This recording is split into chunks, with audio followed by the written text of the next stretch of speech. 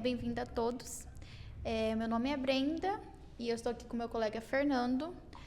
Nós vamos conversar um pouco com a professora a doutora Gabriela Pum. E o nosso tema é as oportunidades que a zootecnia oferece, desde a graduação até o mercado de trabalho e dentro da universidade e fora da universidade. Se você quiser se apresentar um pouco, professora, pode ir? Olá, pessoal. Primeiro, gostaria de agradecer o convite. É um prazer estar aqui com vocês. Eu sou a professora Gabriela, sou graduada em zootecnia aqui pela UFMS, tenho mestrado e doutorado em ciência animal na área de produção e nutrição de não ruminantes aqui também na UFMS e atuei durante dois a 3 anos no Senar na parte de extensão rural na apicultura, como técnica e supervisora, e depois retornei para a UFMS como docente. Então é um prazer estar aqui com vocês, estou à disposição para a nossa conversa hoje.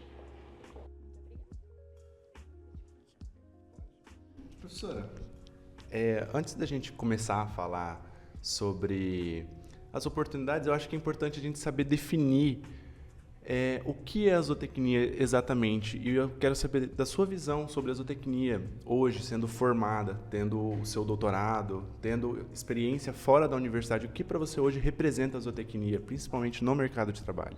A base da zootecnia é a criação animal. Muitas vezes as pessoas têm um certo confundimento em relação a outras profissões, por exemplo, a medicina veterinária.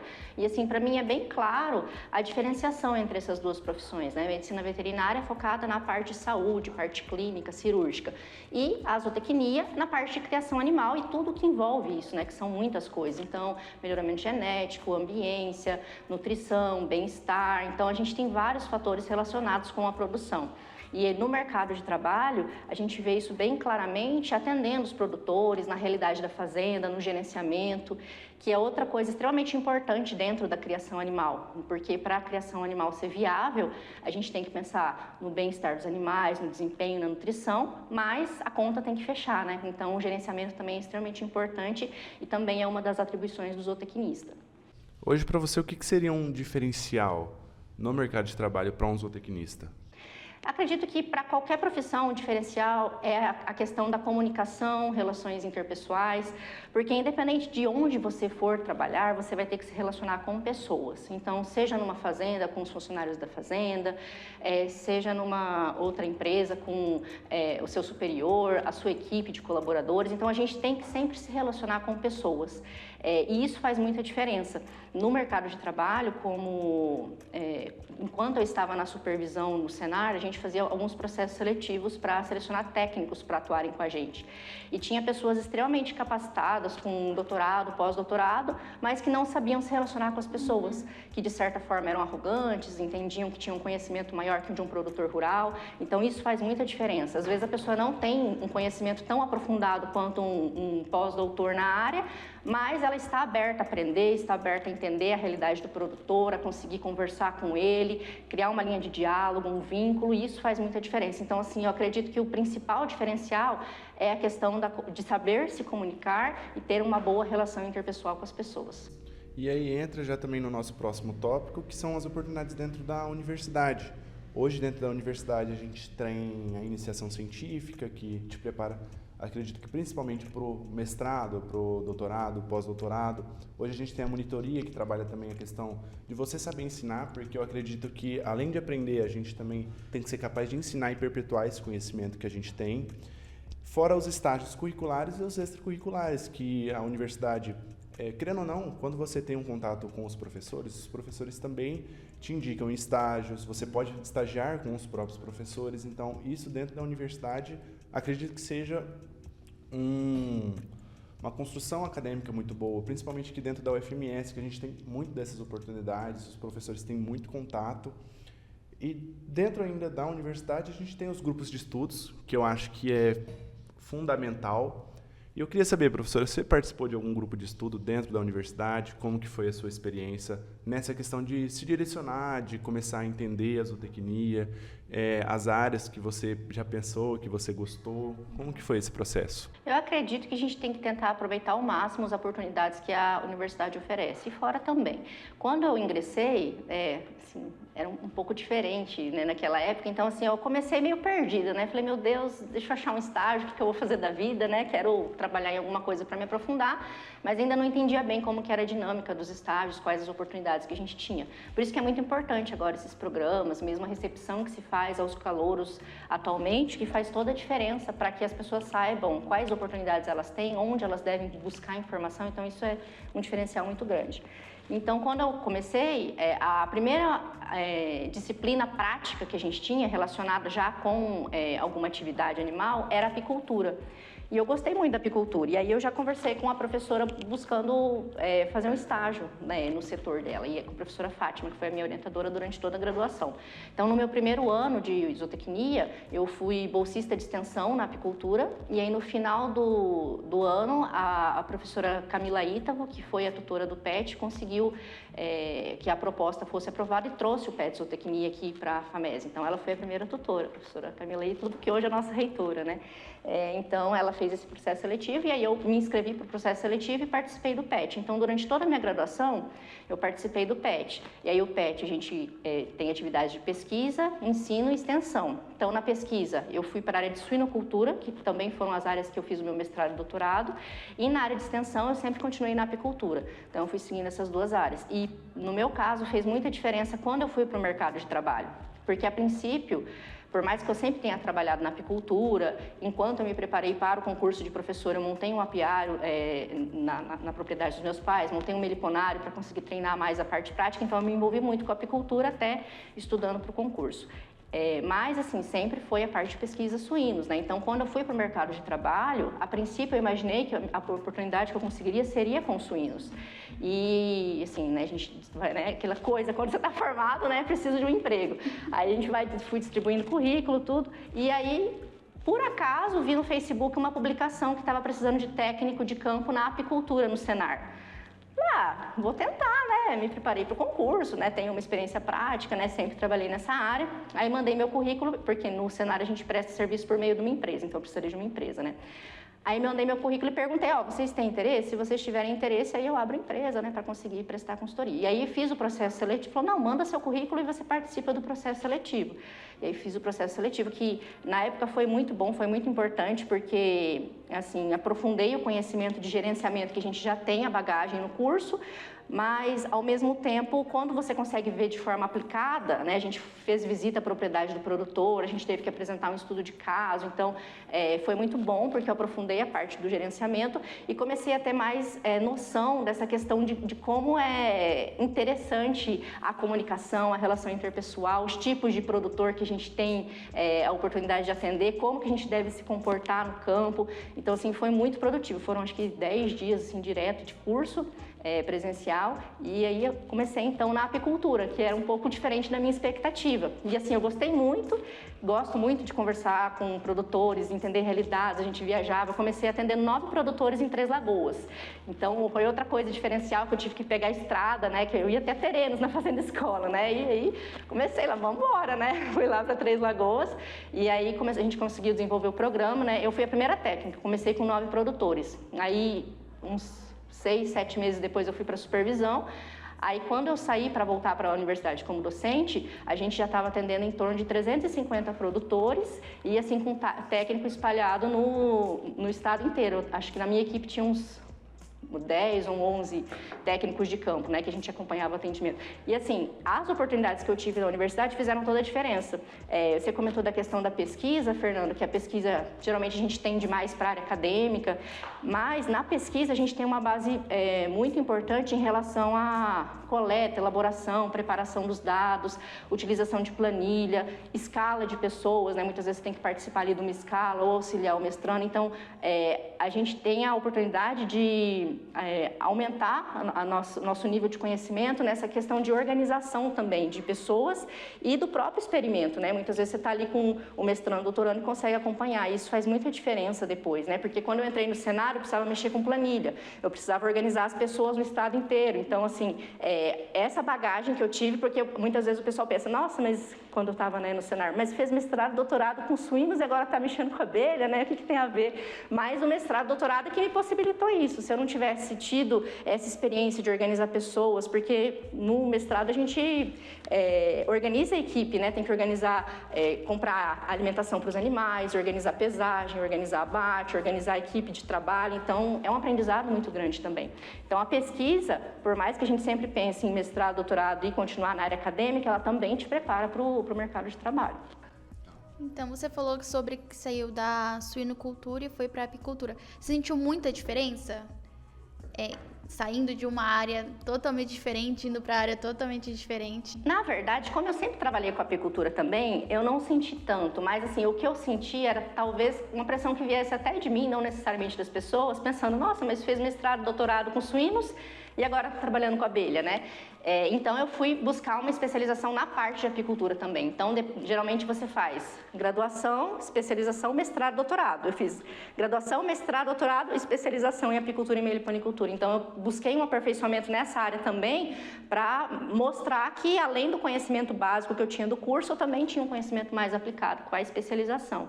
Então, foi muito bom nesse sentido. Mas, assim, na realidade, o que prepara a gente é a vida, porque a gente está aqui no nosso curso, a gente tem o conhecimento básico, mas quando você está ali frente a frente com um produtor que às vezes está há 20, 30, 40 anos, você, assim, dificilmente vai pensar, nossa, será que eu estou realmente preparado? Então, assim, você tem que ter um jogo de cintura muito grande. Ao mesmo tempo em que você tem que mostrar que você é um profissional preparado, tem que vencer as barreiras que muitas vezes acontecem de preconceito por a gente sair da faculdade novo. Então, às vezes a pessoa já olha para você e fala, estou há 40 anos trabalhando, ela está aqui, acabou de sair, né, da faculdade e já quer vir me ensinar, né? Então, são algumas barreiras que a gente precisa vencer. Mas eu acho que o mais importante nisso é a gente estar autoconfiante. Então, assim, como que eu me preparei para enfrentar isso? Porque eu fui para uma cidade diferente, que eu não conhecia a realidade, e eu nunca tinha trabalhado com produtores diretamente, né? Apesar de participar de projeto de extensão aqui na faculdade, a gente não fazia atendimento direto com o produtor.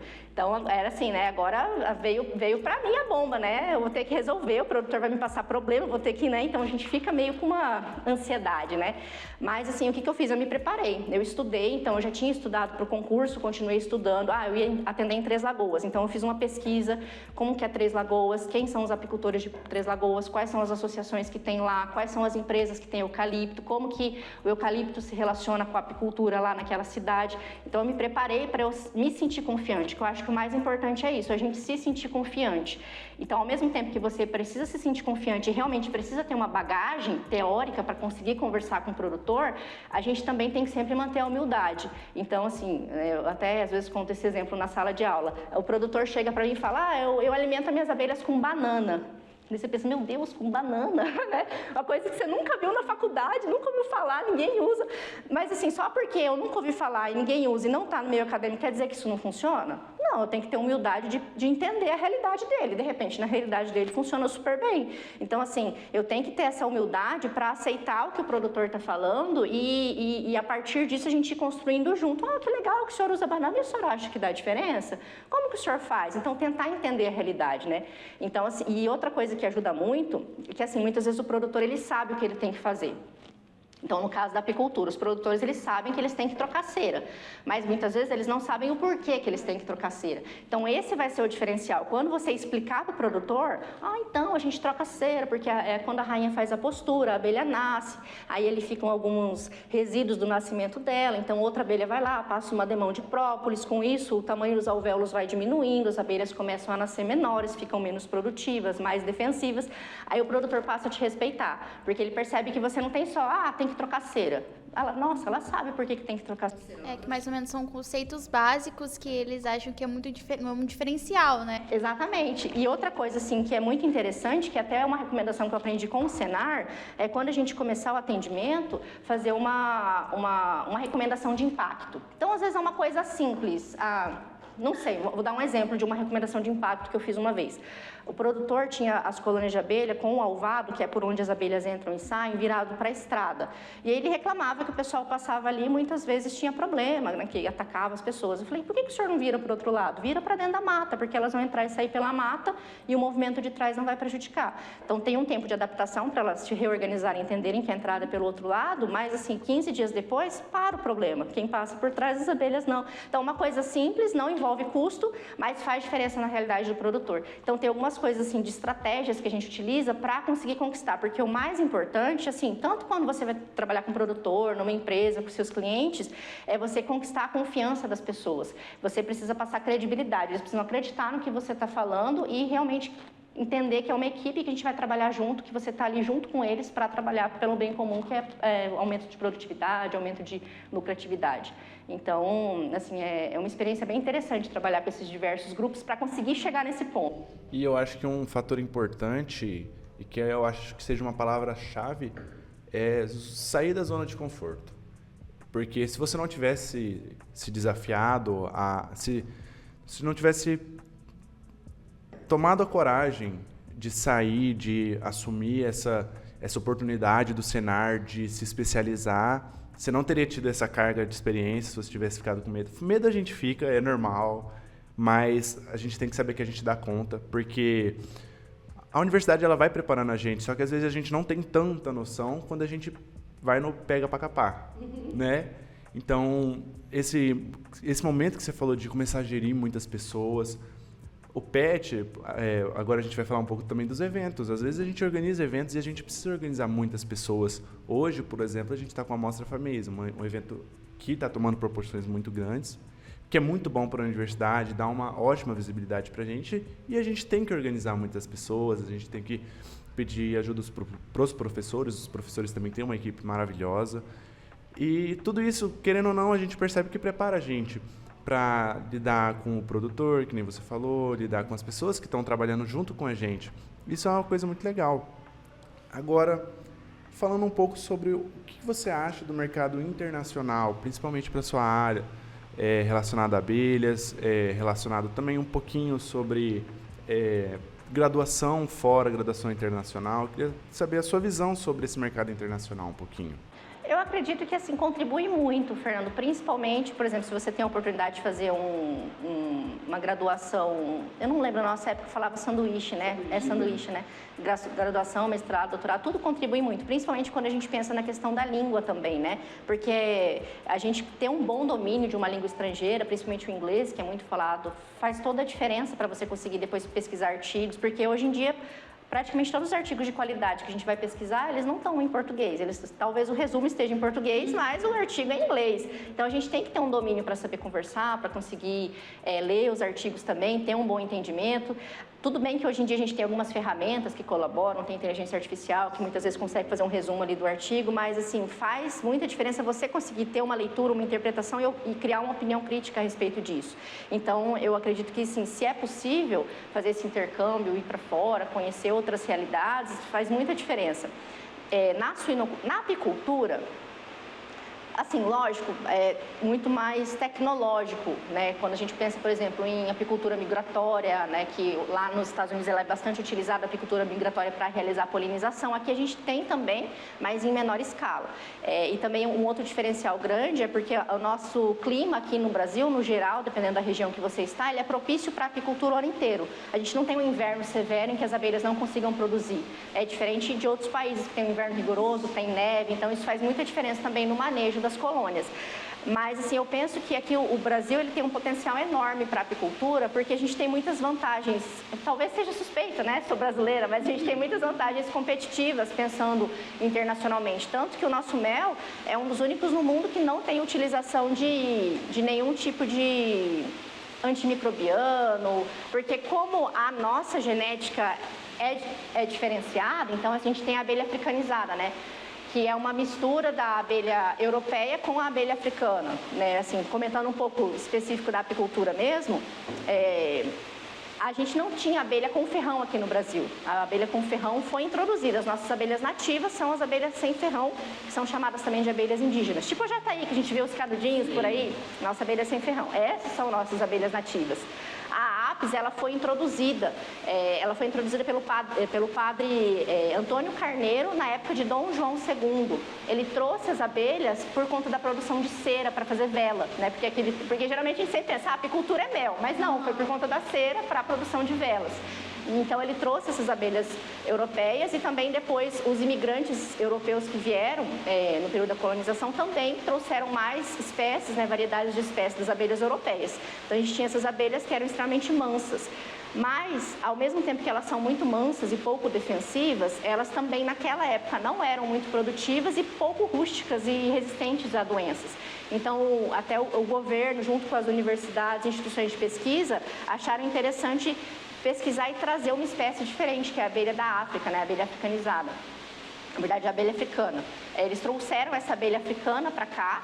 Teoricamente, ela ficaria restrita a um centro de pesquisa, mas problemas acontecem e elas conseguiram enxamear e se espalharam na verdade, na América do Sul, acho que na América Central também, está chegando lá na América do Norte. Então, ela tomou conta muito rápido, né? Porque ela é muito rústica e resistente a doenças, mas, ao mesmo tempo, ela enxameia, né? Enxamear é a divisão das abelhas, né? Da colônia.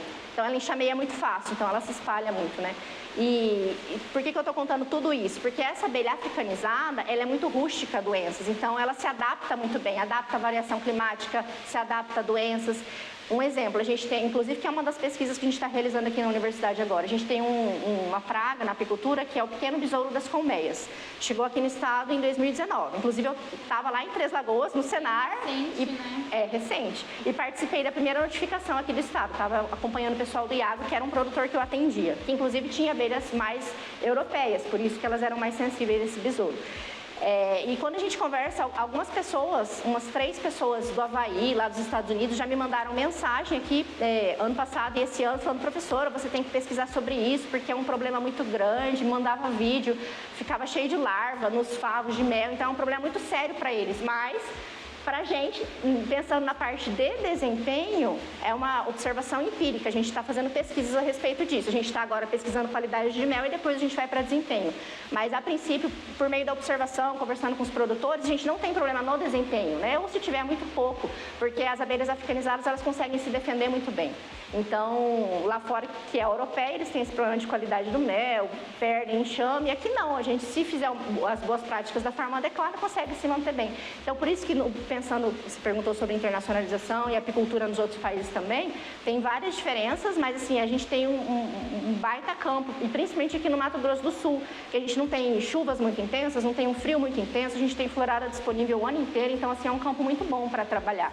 E é uma atividade versátil que combina com várias outras, né? Você está com bovino de corte, você pode colocar abelha na área de reserva. Você tem bovino de leite, você pode colocar abelha na área de reserva. Então, combina com outras, né? Uma coisa que você falou agora muito interessante é esse fato mesmo de você adquirir esse conhecimento aqui e conseguir passar para esse pessoal de fora também. Então, cara, é muito legal. É um ótimo exemplo, professora. Você trouxe bem essa questão da praga que está se disseminando também para esses outros países. Então, tem pessoas que procuram auxílio.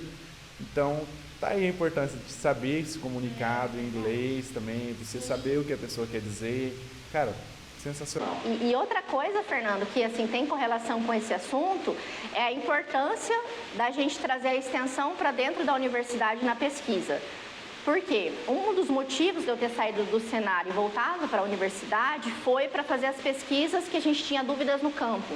Porque tem muitas coisas que são conhecimento empírico. Por exemplo, essa questão que eu comentei. Aqui a gente, conversando com os produtores, percebe que não tem muito impacto do besouro. Mas se eu não tenho uma pesquisa científica que respalde isso, com qualquer pessoa de outro lugar que eu vá conversar que tem problema com besouro, eu falo, não, vocês estão viajando, o besouro ele causa impacto sim. Então, assim, eu saí da extensão, de certa forma, para conseguir executar o que a gente percebia de dúvidas na pesquisa por meio da universidade. Assim, que é uma questão que eu acho que todo mundo deveria ter uma visão semelhante, de que a gente tem recurso público e a gente tem que utilizar ela para melhorar a vida das pessoas, esse recurso para melhorar a vida das pessoas. Então, eu poderia pesquisar a cor da asinha da abelha jataí. que isso ia impactar na vida das pessoas? O que vai melhorar, né? Então, assim, a gente está realizando mais ou menos 6 pesquisas agora ali no laboratório, todas baseadas na experiência de campo e nas dúvidas dos produtores. Então, assim, a gente tenta trazer o que absorveu no campo de dúvida, de coisas que são realizadas para a universidade, para que a gente consiga aplicar isso e realmente tirar dúvida. Melhora, não melhora? Para ter essas respostas, para levar de novo por meio da extensão para as pessoas. Muito legal. Outra questão que a gente também queria perguntar para você é sobre a insegurança na hora de escolher o que fazer, né? Porque tem muita gente que entra na faculdade e não sabe para que área que vai, ou até mesmo pessoas que já estão saindo da faculdade e não sabem para que área que vai, e também qual a importância do network para esse fato mesmo. Assim, eu acho que a gente tem que entender bem o que a gente gosta e o que a gente não gosta. Então, por exemplo, quando eu entrei na faculdade, qual foi apicultura foi a primeira matéria prática que eu tive, por isso eu fiz estágio e já gostei. Então, assim, eu conheci por meio da disciplina, percebi que eu gostava e desenvolvi o estágio. Mas para escolher a pesquisa, eu não tinha base, assim, né? Aí eu pensei, bom, bovino tem aqui na FAMES, ovino tem aqui na FAMES, ave tem aqui na FAMES. O mais diferentão é suíno, que não tem aqui, né? Então, vou para suíno para ver uma coisa diferente, né? Que seja mais difícil acesso. Então, essa foi minha linha de raciocínio. Mas, continuando nos não ruminantes, né? Trabalhei com suínos e também um pouco com aves e até com peixes, fiz algumas disciplinas. Eu percebi que eu gostava de ruminantes, de não ruminantes e não gostava de ruminantes, assim. Então é uma coisa que eu não queria trabalhar. Forrar, por mais que a gente, na apicultura tem muita relação botânica, florada, mas a parte específica de forragem, diferenciação de forragem que é melhor, bovino, um animal gigantesco, né? Eu falava, gente, acho que não é pra mim, não. Então, existe muito essa pressão, né? De ficar só na parte de bovinos, ovinos ou até mesmo forragem e a gente não começa a explorar mais outras áreas. Não tem essa... É muita pressão, né? Falar, o pessoal não vai gostar muito disso, eu acho que eu não vou conseguir entrar no mercado de trabalho nessa área. É uma pressão mesmo. E a gente tem essa visão quando está na faculdade, por isso que é importante. Eu acredito que lógico, depois que você definir do que você gosta, é interessante você continuar nessa linha, fazer cursos nessa linha, para montar um currículo e quando você for tentar um processo seletivo, ter uma certa bagagem na área que você quer seguir, né? Eu fui na área de suíno e na área de abelha. Mas é importante você testar várias coisas para ver do que você gosta e do que você não gosta, porque aí você já sabe, bom, com um ruminante, por exemplo, eu sei que gosto, né? Eu prefiro, sei lá, ovino, mas bovino ainda vai, mas eu não gosto de suíno e ave. Então, eu acho que é importante você conhecer, porque é por meio do conhecimento que você vai conseguir definir o que você gosta e o que você não gosta. E também, às vezes, apostar fichas em coisas que não são tão comuns, né? Como você falou, porque, por exemplo, na apicultura, eu até estava conversando com a professora Viviane. Na semana passada, o supervisor que entrou no meu lugar mandou mensagem para mim, Gabriela, você tem algum técnico para indicar? A gente está precisando de técnico urgente na apicultura e a gente gostaria de saber se você tem alguém para indicar. Agora, como os meus orientados ainda vão se formar, eu não tenho ninguém para indicar. Então, assim, é uma área que você fala, não tem muito potencial, não tem muita demanda, mas como eu falei, quando eu montei a minha equipe, quando eu estava no Senar, praticamente, no processo seletivo, todas as pessoas vieram de fora. Veio uma pessoa do Rio de Janeiro, 2 pessoas do Paraná, uma pessoa de São Paulo e 2 pessoas do Sul. Então, assim, não tinha gente aqui, né? Porque geralmente a pessoa vê apicultura, meliponicultura, acho que são áreas que não tem tanta demanda no mercado de trabalho, né? E como eu comentei, é uma atividade muito versátil. Então, se você for pensar na extensão, acho que faz um tempo que eu saí, né? Mas assim, na época era o programa que mais tinha crescido de forma rápida, né? Você pensa, em 2019 eu entrei com 9 produtores, eu saí em 2022 estava com 350. Então, cresceu muito rápido, justo porque é uma atividade versátil. A pessoa tem bovino, consegue ter abelha. A pessoa tem qualquer coisa que a pessoa tem, consegue ter abelha. Exatamente. Então, por isso é importante conhecer um pouco sobre outras atividades também, né? Pelo menos você ter um conhecimento mínimo e daí se você precisar aprofundar depois, você tem uma base. E é legal que quando você fala assim da pessoa que ela produz, ali, secundária, você vê que a pessoa ela realmente gosta. Ela, tipo assim, às vezes ela não precisa produzir, mas ela gosta, ela vai lá, produz, tem dúvida, e aí vai atrás. Isso é muito legal, né? Que você vê outras pessoas que gostam também. Na verdade, na apicultura, chega até a ser um problema, o tanto que as pessoas gostam da atividade. Vou te explicar o porquê. Porque como os apicultores trabalham muito por amor, não, eu faço porque eu gosto. Não quer ver a parte financeira. E assim, no Senar, um dos principais focos é o gerenciamento, porque a conta tem que bater. Então, o produtor tem que entender o que é custo fixo, o que é custo variável, o que é margem bruta, margem líquida, lucro, depreciação. Ele tem que entender esses conceitos, né? Que é o nosso desafio. Porque na parte prática é a parte que o produtor gosta. Então, vamos papiar, vamos, bota a roupa todo animado, vai lá, te mostra as abelhas. É a parte que ele gosta, né? Agora, sentar no computador, mexer com planilha, pedir para ele anotar no caderninho, aí o pessoal já acha meio torturante. Mas a gente tem que fazer esse trabalho para mostrar a importância, porque por mais que a gente ame a atividade, assim, a não ser que você tenha muito dinheiro para manter como hobby, precisa fechar a conta também, né? E assim, é uma atividade que a gente consegue ter uma rentabilidade boa se ela é administrada de forma profissional. Então, tem esse viés também, Fernando, por mais que a pessoa goste muito, mas ela também tem que pensar em relação à parte financeira, né? E era difícil convencer os produtores dessa parte. Eu lembro de um lá em Três Lagoas, né, que eu fiz toda a conta para ele estava no, assim, quase todo mundo dava vermelho, né, dava negativo, lucro, assim, poucos, né, tinham. Mas aí ele falou assim, olha, sabe por que essa sua conta está errada? Porque eu amo a apicultura, eu não pegaria esse dinheiro e investiria na poupança, eu quero continuar investindo nas abelhas, independente do que eu tiver. Aí eu, e assim, você nunca pode entrar em atrito com o produtor, né? Aí você vai tentando contornar, né? Não, realmente, o senhor tem razão, a apicultura é uma atividade apaixonante, mas a gente pode conciliar isso com uma fonte de renda. Então, assim, é outra coisa que a gente aprende, né? Eu até comento isso na aula de comunicação. Às vezes, quando a gente sai da faculdade, a gente pensa que tem muito conhecimento, né? E até hoje, assim, eu, né, depois de uns anos aí, ainda assim sei que não sei nada, né? Então, a gente sempre vai aprendendo, se a gente estiver aberto a isso, né?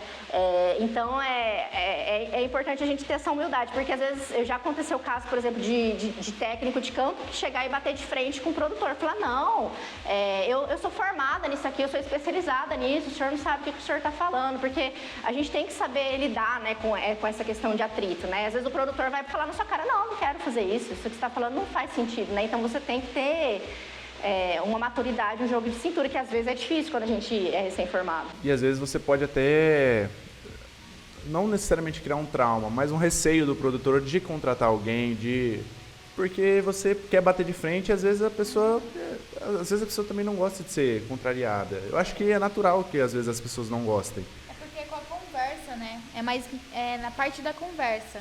Se você levar tranquilo, não precisar gastar muito a paciência, vai tranquilo. Eu acho que é mais isso mesmo.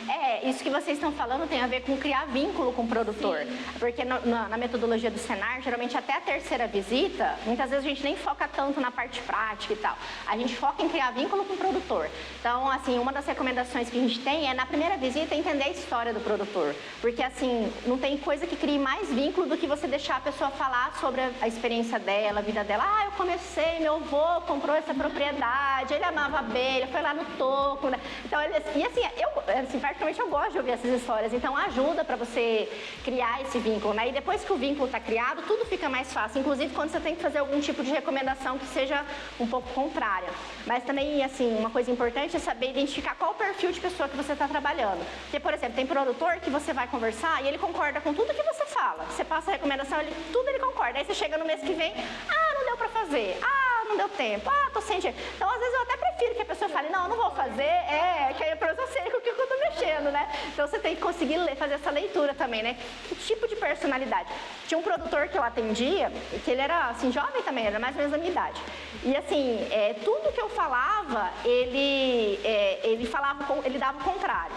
E assim, eu percebi que ele fazia isso pra me provocar, assim, porque eu cheguei lá, por exemplo, um dia, eu falei, o senhor fez as anotações? Não fiz. E assim, eu já estava assim, né, ainda conversando em várias visitas. Daí eu falei, olha, o senhor vai continuar? O senhor tem interesse em continuar realmente no programa? Porque assim, se o senhor não for fazer as anotações e não quiser cumprir as recomendações de manejo, talvez não faça tanto sentido e tal. Aí ele, não, eu fiz, eu tava, sabe, ele só fala as coisas só pra te provocar. É outro perfil. Então, quando eu percebi que ele era dessa forma, eu já mudei. Eu nem esquentava mais, não trouxe, não anotei. Então tá bom, então, vamos de cabeça aqui. Então, a gente, né, assim, você vai aprendendo com que tipo de pessoa que você está lidando, né?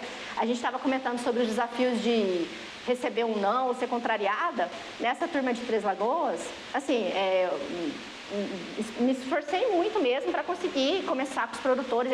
Eram produtores iniciantes na maioria, né? E aí tinha um rapaz que ele era bem novinho. E aí ele, assim, devia ter novinho da idade mais grande de vocês, né? Mas ele devia ter uns 15, 16 anos, por aí, né? E aí ele estava me acompanhando, estava fazendo as coisas e tal. E aí ele pegou e foi fazer um curso de manejo intensivo de abelhas. E nesse curso de manejo intensivo, o professor falou exatamente o contrário do que eu estava explicando para ele. Porque assim, no manejo intensivo, você pode ter uma colônia com 120 mil abelhas, extremamente defensiva, que você vai produzir mais. Só que para uma pessoa que nunca mexeu com abelha, esse produtor mesmo, um dia a gente foi fazer um resgate, ele saiu correndo, fugiu das abelhas. Então assim, eu vou colocar essa pessoa para lidar com 120 mil abelhas de uma vez? Não vou. E aí ele viu esse curso, viu esse... E assim, o olho cresce, né? Nossa, vou produzir... Aí o cara falou, não, você pode produzir, o instrutor, né? 50 quilos de mel em cada colônia no final desse ano. E eu falando para eles, não, vocês não vão produzir nada, né? Porque eu sendo realista, né? Era abril, a gente estava começando com 3, então não ia ter produção no primeiro ano, demora para estabilizar. E assim, por que eu estou contextualizando? Porque aí ele fez esse curso, e aí eu fui lá fazer o atendimento e de repente ele não apareceu, veio a mãe dele, né? E a gente foi lá, falei, não, tá bom, né? A gente foi lá mexer com as abelhas, e aí a mãe dele comentou, olha, o fulano, ele não quer mais receber assistência, então eu vou te acompanhar agora. Ele fez o curso, e aí no curso ele viu coisas diferentes do que você falou, então ele não quer mais seguir na assistência com você, né? Nossa, pensa que assim, morri por dentro naquela hora, né? Porque eu estava dando a alma ali, me dedicando, fazendo captura, assim, fazendo coisas que nem eram, assim, teoricamente necessárias. Por exemplo, eu ia, botava escada, fazia captura em cima de árvore com os produtores, assim, né? Tudo que fazia eu topava, né? E aí ela falou isso, assim, né? Eu mantive a compostura, eu falei, não, eu entendo, a gente tem que ter opiniões diferentes mesmo, tal, mas, né, a gente continua o nosso trabalho aqui. Só que, assim, aquilo ali me revoltou por dentro, porque eu tava vendo que tava dando certo. Aí, na hora, eu até falei assim, não, mas a gente foi mexer com as abelhas, eu falei, não, vou gravar um vídeo e mandar pra ele ver que tá funcionando e tal, né? Aí eu cheguei no hotel chorando, né, porque, eu, assim, né, era, sei lá, o 3º mês que eu tava ali atendendo, né? Aí liguei pra minha mãe, né, pros meus pais, né? Falei, aconteceu isso, o produtor não quer mais, né? E aí a minha mãe falou assim, não, filha, não faz nada, não manda vídeo, porque esse rapaz, ele é novo, ele quer atenção. Então não dá atenção pra ele. É por isso que é importante a gente, muitas vezes, ter uma rede de apoio, pessoas com experiência, né? Porque é uma experiência de vida que a gente não tem ainda, né? Aí minha mãe falou assim, não manda vídeo, não faz nada. Continua o atendimento com a mãe dele, não dá atenção. E realmente funcionou. Daí, assim, eu não mandei nada, ele mandou mensagem pra mim, Gabriela, você não vai me mandar o vídeo? Minha mãe falou que você ia me mandar um vídeo. Aí eu falei assim, então, eu tentei mandar, não foi, mas nem dei muita conversa. Daí, depois, no outro atendimento, aí ele foi, assim, ele nunca, naquele momento, ele não pediu desculpa oficialmente, assim, né? Ele só voltou fingiu que nada tinha acontecido, né? E voltamos ao acompanhamento. Mas aí, um ano e meio depois, na primeira colheita deles, assim, foi muito gratificante. Eu não estava mais fazendo o acompanhamento deles, porque eu já estava na supervisão, mas ele mandou mensagem, centrifugando mel, e falou assim, olha aqui, Gabriela, muito obrigada por todo o seu apoio, por você não ter desistido de mim, eu sei que eu não fui fácil no começo e tal. Então, assim, às vezes a gente sofre, né, pena, mas depois... Realmente aparecem esses desafios, né? Na frente. Nossa, assim, na hora parece que o mundo acabou, né? Mas depois, assim, e eu sou grata por isso, porque foi uma coisa que me proporcionou um amadurecimento pessoal também muito grande, de entender que, não, a gente pode fazer o máximo possível, mas nem sempre a gente vai agradar todo mundo e ok, eu vou continuar fazendo o meu máximo. E mesmo que seja um não é o fim do mundo, né? Talvez seja alguma coisa outra melhor que venha pela frente. É a vida que segue. É a vida que segue. Vamos embora. Então, tem essas questões no começo. Professora, agora entrando já, caminhando para o final do podcast, eu queria saber uma palavra-chave ou uma orientação para o calouro que ele está entrando agora, que ele está começando a conhecer a universidade, o que ele pode fazer, o que ele pode se desafiar, o que ele tem que fazer para que ele consiga não tornar isso uma pressão, mas que ele entenda como um caminho que tem que ser seguido para ele conseguir se portar no mercado de trabalho, para ele conseguir se portar seja no mestrado, seja no doutorado. Eu acredito, Fernando, que é muito importante a gente pensar que a gente está sendo visto desde o começo. Por que eu digo isso? Porque muitas vezes, assim, eu percebo que como o projeto pedagógico do curso, tiveram várias alterações, né, na grade. Então, essas alterações muitas vezes permitem que você comece uma disciplina e desista, né, perceba que pegou muitas coisas e não finalize as coisas, assim, isso muitas vezes não passa uma boa impressão. E assim, a gente não precisa pegar tudo, o máximo de coisa, lógico, a gente está empolgado, a gente quer fazer tudo que puder, né, mas assim, faça as coisas que você conseguir, né? Não se sobrecarregue para você não ficar louco no final do semestre com um monte de prova, querendo fazer estágio. Então, assim, faça as coisas de acordo com a sua possibilidade para você não se sobrecarregar, mas faça bem feito. Então, você está ali na aula, gente, eu sei que é difícil, que agora a gente tem muita tecnologia, tem celular, tem mil coisas para fazer. Mas, assim, a profissão de vocês nesse momento é ser estudante, né? Pensa assim na minha profissão de professora, que eu tenho que ficar lá 4 horas falando, pegar e ficar no telefone também, porque eu tô cansada hoje, não quero dar aula, né? Então, assim, todo mundo tem problemas pessoais, mas no geral a gente tem que tentar se esforçar para cumprir com o que a gente se compromete. Então, se eu me comprometi a fazer uma disciplina, vou tentar, lógico, tem dia que a gente não tá bem, né? Normal, todos somos humanos, mas assim, vou tentar me comprometer para fazer o máximo possível naquilo ali, né? Minha profissão agora é essa, ser estudante. Então, eu acredito que essa questão desse comprometimento é importante, porque os professores depois muitas vezes têm indicação de estágio, tem mercado que procura. Então, mesmo questão de oportunidade de bolsa, de pesquisa, de extensão, se o professor está vendo que você é uma pessoa dedicada, que você presta atenção, que você está ali de corpo e mente presente, eu acredito que isso também auxilie muito e abra muitas portas. Então, não é pegar um monte de disciplina, se sobrecarregar.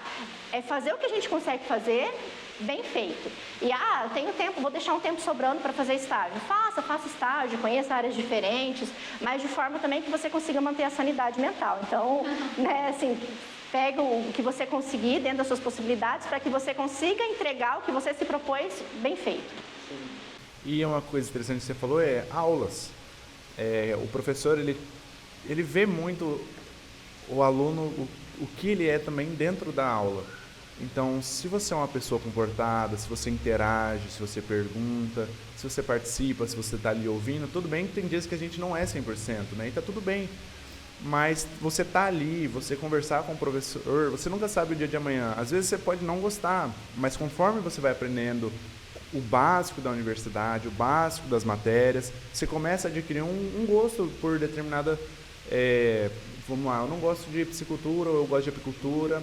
Você não sabe o que você vai acabar trabalhando. Sim. E às vezes você toma gosto por aquilo. Então é importante que você seja apresentável, seja uma pessoa boa, que o professor ele consiga lembrar de você e falar, nossa, realmente, ele participava das aulas, ele interagia. Então pode ser que seja bom que ele venha para a minha equipe, seja para uma pesquisa, seja para um projeto de extensão, né?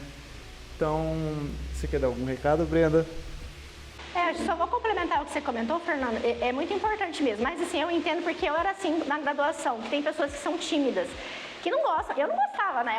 Eu não gostava de falar, né? Quando eu estava na faculdade, assim, o professor perguntava, às vezes eu sabia a resposta, eu ficava com medo de errar na frente dos outros, que é normal, né? Acho que quando a gente está na faculdade, a gente tem muito esse receio, né? De, Até porque é uma dinâmica diferente, você está aprendendo aquele conteúdo pela primeira vez, então às vezes você não vai ter tanta dúvida, você não vai saber a resposta, porque você nunca viu aquilo, né? Diferente, por exemplo, quando eu fiz a especialização, eu acho que eu era chatona da sala, né? Porque toda hora eu ficava fazendo pergunta, né? Porque aí eu tinha prática, tinha dúvidas do campo, né? Mas na graduação, às vezes, a gente não é assim. Então, assim, não tem problema você ser tímido, não querer participar muito. É muito bom pro professor quando você participa, porque a aula, teoricamente, não fica um monólogo, né? Mas só o fato de você estar ali, estar prestando atenção, né? Você está conversando, o professor está vendo que você está olhando para ele, está vendo... Tá de corpo e mente presente mesmo, né? Já faz diferença, né? E às vezes tem alguma dúvida, você não quer perguntar na frente de todo mundo, mas, vai ali no final da aula, espera todo mundo ir embora. Professor, eu fiquei com uma dúvida nisso aqui. O bom é que os professores, eles sempre são dispostos pra gente, né? Se a gente tem alguma dúvida, não quer perguntar na sala de aula, tem a sala deles. A gente vai lá, conversa, tira todas as dúvidas que tem. Isso é muito importante. Eu vejo isso aqui na universidade, que é de todos os professores, assim. Todos os professores são bem presentes na nossa vida. Se você não está bem, eles vão lá, perguntam para você. Você pode chegar em qualquer professor, falar o que está acontecendo na sua vida. Eles vão te entender super. Então, não é só parar de, eu não vou nas aulas, não quero fazer isso. É mais uma falta de conversa, chega no professor, conversa. Sim, explica o que está acontecendo, porque assim, né, me ajuda a te ajudar, né? Assim, a gente está disposto, a gente quer estar junto, né? Você tem dúvida, você não quer perguntar, vai na sala, manda um e-mail combinando um horário para você, né? Às vezes você chega lá, o professor está dando aula, aí você perde a viagem. Então manda um e-mail, né? Ou manda uma mensagem, se você tem mais intimidade, conversa, porque assim, a gente está à disposição, porque a gente quer ver todo mundo se desenvolvendo, tanto na disciplina como de forma pessoal e profissional. Então, assim, isso é uma coisa que eu acredito que a gente tem muita sorte aqui na FAMES, porque eu conversei com vários colegas, assim, depois que eu virei professora, né, colegas de fora, né, que enquanto eu estava em Paranaíba, em outros lugares também, que, assim, comentavam sobre como o relacionamento com os orientadores era tóxico, assim, da pessoa gritar, xingar, humilhar na frente de outras pessoas. E, assim, uma coisa que eu sou muito grata é que eu sempre tive, assim, orientadores maravilhosos, né? A professora Fátima, que foi minha orientadora de extensão, a professora Camila, que foi a nossa tutora do PET, o professor Charles, que sempre foi meu orientador na parte de pesquisa com suínos, né? Então, assim, eu tive muita sorte, porque além de serem exemplos excelentes como profissionais, né, que assim, não tenho o que falar desses professores, né, então assim, além do exemplo profissional, eu também aprendi muito com o exemplo pessoal deles, e hoje eu tento transmitir da mesma forma que eles fizeram comigo, então assim, eu sempre me senti acolhida na universidade, né, pelos professores, então conversar, conselhos, né? Até hoje o professor Charles continua sendo meu orientador, então assim, conselhos, né, de experiência, porque assim, a gente tem que respeitar todas as pessoas, mas assim, a gente tem que respeitar ainda mais pessoas que têm um conhecimento e uma experiência maior que a nossa. Então, a gente tem que ter humildade e paciência de ouvir, né? Porque, assim, vamos perguntar para quem sabe, né? Então, alguma situação difícil que você está passando, você vai lá, compartilha, ele te acolhe, né? Às vezes ajuda você a entender, a direcionar o que é melhor para você, o que é melhor naquela situação. Então, assim, graças a Deus, eu sempre tive muita sorte nesse sentido, de ter pessoas boas que me orientaram tanto profissionalmente quanto pessoalmente. Então, aqui na FAMES a gente tem essa oportunidade que a gente tem que valorizar também. Nossa, foi um choque bem grande também dentro da universidade, que os professores, eles realmente te acolhem, eles querem entender a sua realidade, porque a gente sabe que cada aluno ele tem uma realidade, e às vezes não é fácil lidar com isso, conciliar com a universidade principalmente, porque as prioridades acabam sendo outras, mas o professor, ele entende e, tipo assim, ele vai te orientando, ele vai falando que muitas vezes o sacrifício ele é realmente necessário dentro da universidade, mas que vale a pena, e isso não tem preço. A gente vê, às vezes, que nem você falou, algumas relações tóxicas de professores com alunos, mas dentro da universidade, dentro da UFMS, graças a Deus, eu nunca vi nenhum tipo de reclamação. O nosso corpo docente, ele é maravilhoso, os professores, eles são compreensíveis, eles são acessíveis, e eles sempre tentam entender o que está acontecendo, o que está se passando. Então, dentro da UFMS, graças a Deus, a gente não tem do que reclamar. Assim, são todos muito humanos com a gente, né? Entendem que todos somos pessoas, todos temos problemas, né? Ainda mais nessa fase da graduação, que você está se descobrindo como um todo, né? Tudo, você está descobrindo tudo. Se é aquilo que você quer fazer, se não é aquilo que você quer fazer, né? Relacionamento com os colegas, às vezes relacionamento romântico também, né? Nós, quando jovens, né? Sempre tem, né? Várias questões nesse sentido também. Então, assim, são muitas mudanças uma em cima da outra, né? Então, é difícil conseguir conciliar tudo. E assim, as gerações que estão vindo, elas têm um perfil diferente das anteriores, por vários motivos, né? E, por exemplo, a gente percebe muito em relação como eu comentei com vocês, a questão da desistência das disciplinas, né? Antes, se você reprovava de 3 disciplinas, você jubilava. O que é jubilar? Você ficava retido com a turma dos seus calouros, você não conseguia formar, né? Agora, então, mudou muito a dinâmica também, né? E aí, às vezes, a gente acaba ficando confuso, porque tem tanta opção, você quer fazer tanta coisa, que às vezes a gente acaba se sobrecarregando. Então, por isso que é bom poder conversar, trocar experiência. Mas, professor, a senhora acha que compensa, às vezes, ir por esse caminho ou não, né? É muito bom a gente poder, não que necessariamente você precise, né? O professor não é conselheiro, psicólogo, né? Mas no sentido assim, de você se sentir acolhido e sentir que existe alguém que está ali que quer o melhor para você também. E entender que o professor, ele não é um bicho de 7 cabeças, né? Tipo assim, tem professores que eles têm um jeito de ensinar diferente de outros, mas não quer dizer que ele seja uma pessoa brava, agressiva. Não, cara, você conversa com o professor. Eu acho que o básico é entender, não é um bicho de 7 cabeças. Se você conversar, ele é uma pessoa diferente. Às vezes a didática dele só é diferente. Então, a partir do momento que você entende a didática dele, você começa a aprender melhor também. Então, é muito legal essa parte de contato aluno e professor, né? E assim, realmente eu sou muito grata, porque pensando em como é desgastante quando você segue muitas vezes a parte acadêmica, que tem a parte, por exemplo, do mestrado, doutorado, tem uma parte muito solitária que quando você precisa escrever, né? Então, assim, quando você não tem um professor que te entende, que te apoia, que não está ali, está te aconselhando, te orientando mesmo no que você precisa fazer, fica tudo muito mais pesado e muito mais difícil, né? Então, por isso que assim, é muito bom e ter esses exemplos também para a gente tentar seguir, né? Como eu falei, hoje eu tento ser uma professora espelhada nos professores que eu tive, nesse sentido de acolhimento, por exemplo, a professora Fátima foi uma mãe, né? Quando eu cheguei na faculdade, eu precisava de uma bolsa para conseguir me manter. E aí eu falei, professor, eu era tão perdida que eu nem sabia que o estágio estava vinculado, por exemplo, o estágio de bolsa permanência estava vinculado a executar atividades no setor. Não sei se ainda é assim, mas naquela época era. Para você ter a bolsa permanência, você precisava cumprir a carga horária. Eu achava que eram coisas diferentes, né? Aí eu falei, professora, eu queria fazer estágio, mas eu queria ver se eu também conseguia a bolsa. Mas achando que era uma coisa. Ela, não, vamos ver, Gabi. Daí foi. Ela nem me conhecia direito. Foi. Conseguiu a bolsa de extensão, já comecei a participar do projeto, assim, durante toda a graduação, assim, sempre me apoiou. Então, eu falo que a professora Fátima foi minha madrinha, assim, porque, assim, eu me senti realmente, né, como uma mãe aqui da faculdade, né, o professor Charles, a professora Camila também. Então, assim, tento passar isso hoje, né, por isso a importância desse período que a gente está na universidade, de formar nosso perfil, né, para depois a gente saber que profissional que eu quero ser, né. Sim. Professora, com isso eu queria agradecer muito a sua presença. Eu queria agradecer também a Brendinha que topou isso aí, de estar aqui com a gente. Professora, você tem mais algum adendo? Quer falar mais alguma coisa sobre esse assunto, ou sobre você, sobre o podcast, qualquer assunto? Eu acredito que, assim, como palavra para finalizar a nossa conversa, a gente fala, se o conselho fosse bom, a gente não dava, vendia, né? Mas, assim, eu acredito que a gente tem que tentar fazer isso mesmo. Entender quais são as nossas possibilidades, cumprir o que a gente se compromete a fazer e ir conhecendo para saber o que você gosta, o que você não gosta. E o mais importante, quando a gente vai para o mercado de trabalho, todo mundo fica com receio. Eu fiquei com receio. Bom, não sei, não posso falar por todo mundo, né?